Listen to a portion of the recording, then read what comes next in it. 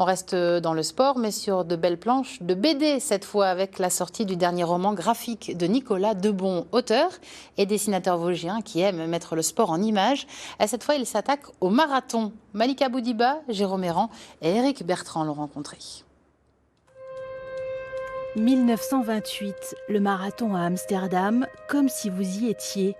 L'année où un certain El Wafi, manœuvre chez Renault, va décrocher l'or olympique pour la France. L'histoire est vraie et Nicolas Debon nous fait courir case après case, 42 km aux côtés de l'athlète. Ce 5 août 1928, il va se passer du petit inconnu, du petit Algérien inconnu, il va passer au statut de vedette.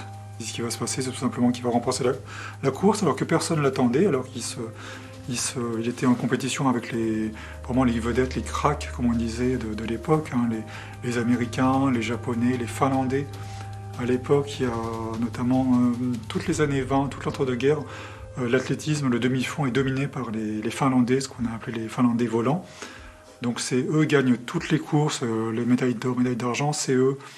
Et les Français ne sont pas du tout favoris, et encore moins effectivement ce petit personnage, ce petit bonhomme, un petit peu surgi de nulle part, qui va entrer en tête à la fin de la course dans le stade olympique.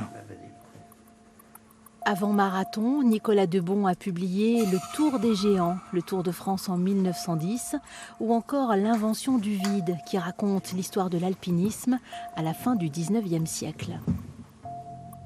J'essaie de me documenter à la base, hein.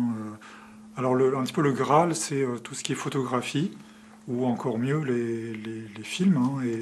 Alors j'ai pu voir un film, quelques minutes, d'un film officiel qui a été filmé en 1928, qui montre le marathon, mais ça va vraiment très vite, hein. C'est des images donc en noir et blanc, un petit peu floues, un petit peu tremblotantes.